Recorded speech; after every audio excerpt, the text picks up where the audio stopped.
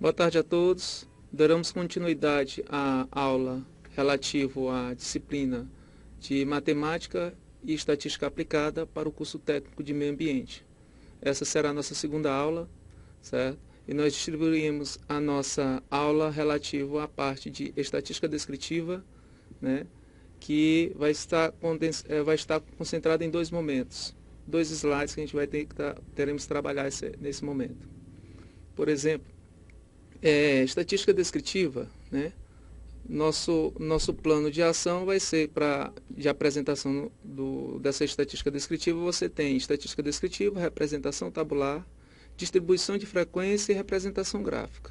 Estatística descritiva é a fase na qual os dados de um experimento ou pesquisa são organizados, resumidos, descritos, apresentados e interpretados. Essa fase é de grande importância para uma pesquisa, pois nela podemos perceber as tendências dos nossos conjuntos de dados, né? Após a coleta dos dados experimentais, devemos organizá-los e apresentá-los.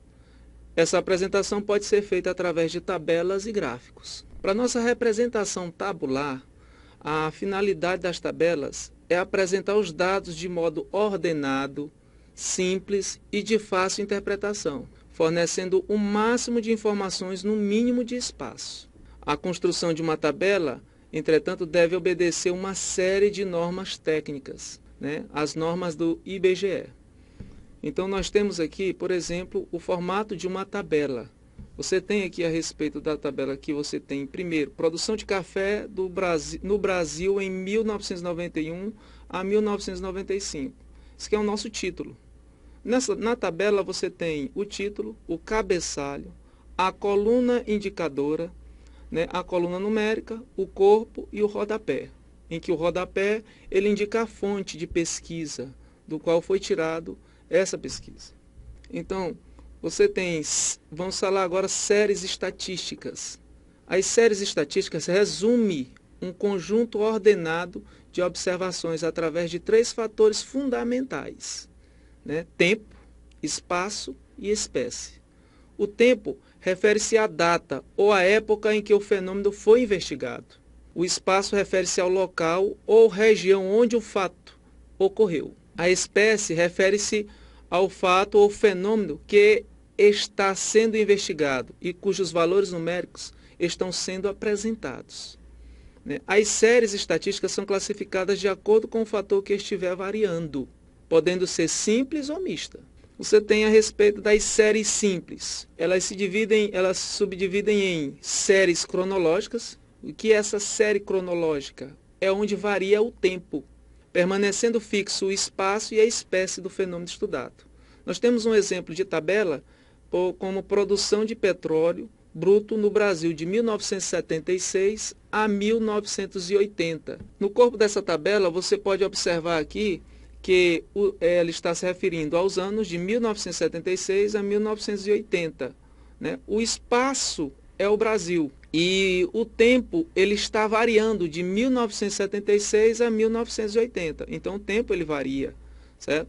Agora, a espécie, que é o produto, que é o petróleo bruto, a gente está vendo a produção de petróleo em 1976 a 1980. Então, a espécie não varia, só está sendo estudado a quantidade, né, de produção. Série geográfica. A série geográfica, né, é onde varia o espaço permanecendo fixo, o tempo e as espécies do fenômeno estudado.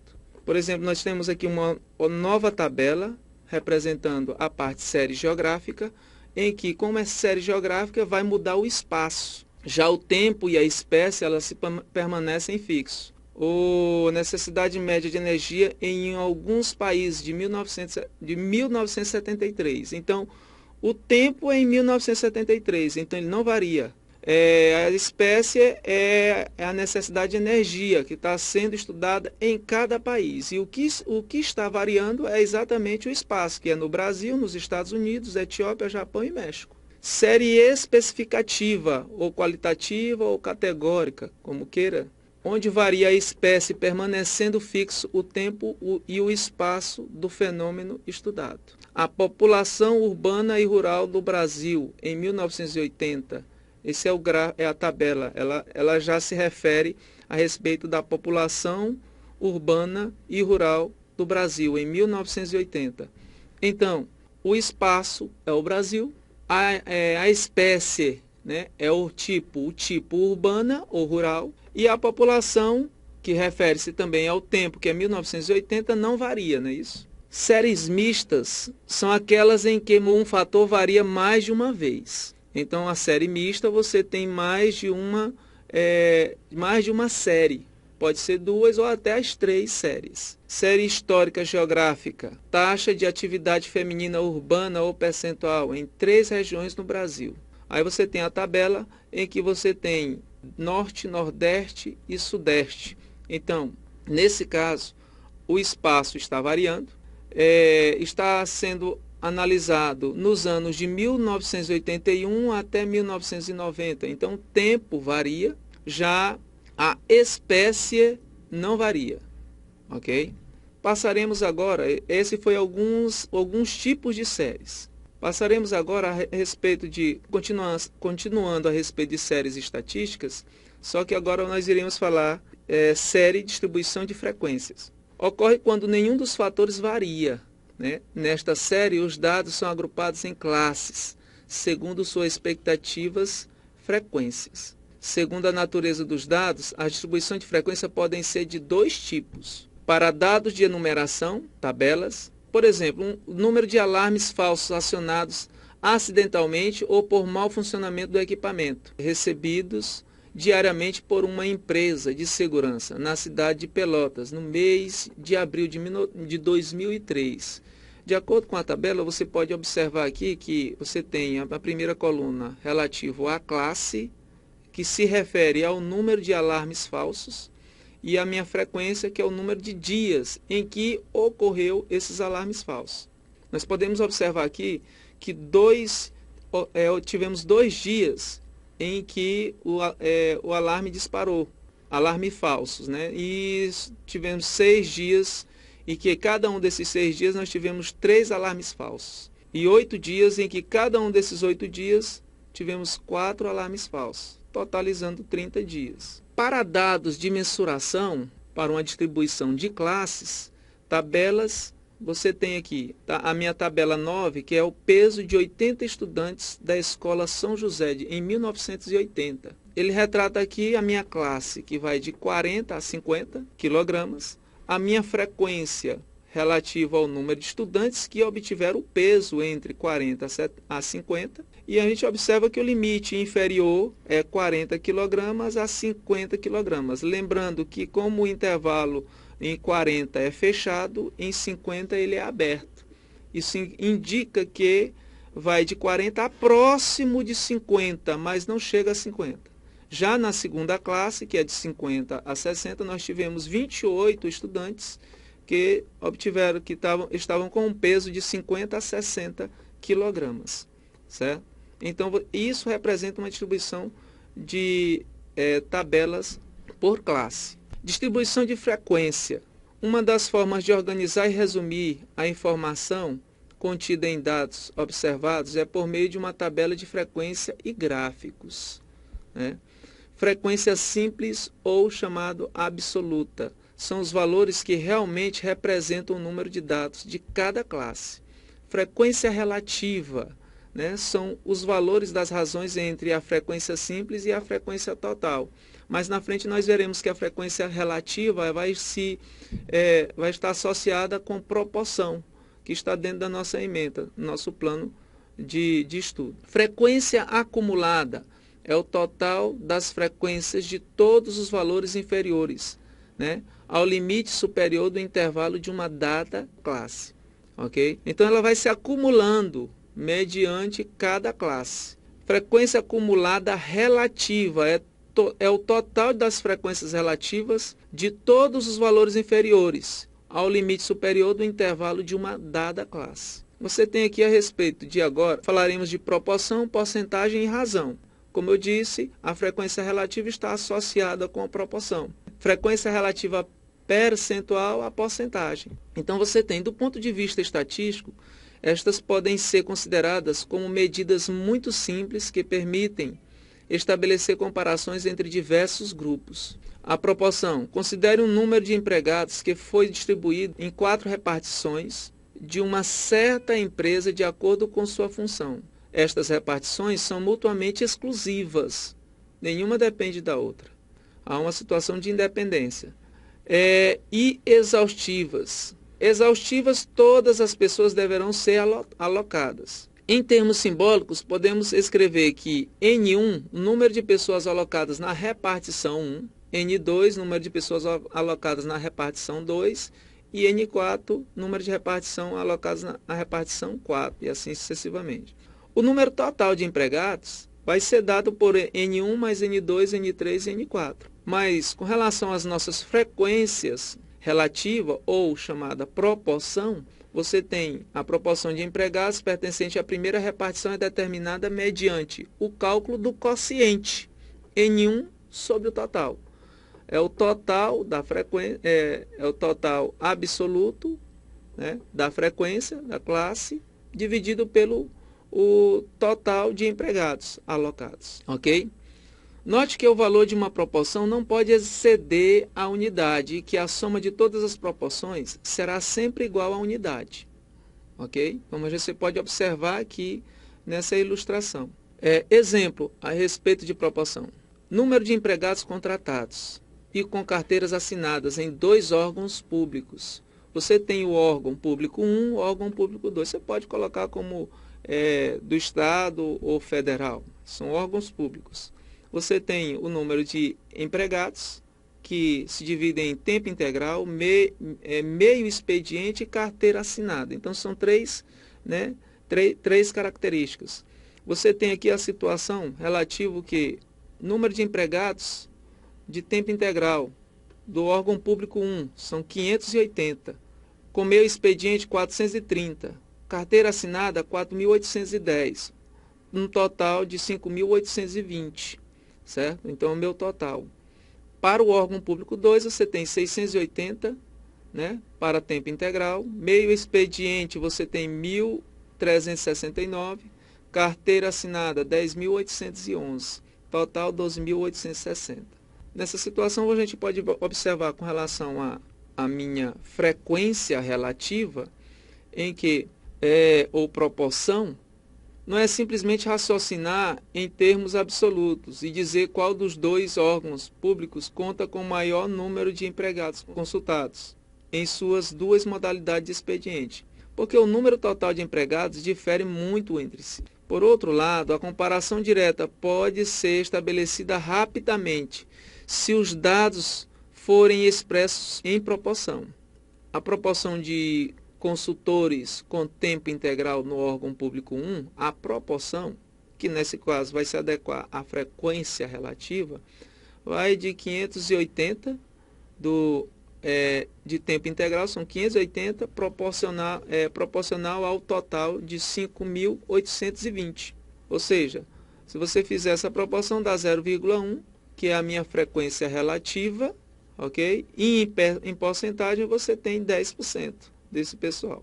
Já no órgão público 2, seguindo o mesmo raciocínio, você tem 680 dividido por 12.860, que nós teremos uma frequência, uma proporção de 0,5, que se refere à frequência relativa, e que nós temos como em forma de porcentagem 0,05. Porcentagem. As porcentagens são obtidas a partir do cálculo das proporções, simplesmente multiplicando-se o quociente obtido por 100. A palavra porcentagem significa, portanto, por 100. Uma vez que a soma das proporções é igual a 1, a soma das porcentagens é igual a 100. A menos que as categorias não sejam mutuamente exclusivas ou exaustivas. Exemplo, utilizando os dados de exemplo anterior, e multiplicando as proporções por 100, teremos a seguinte tabela, como é mostrada aqui.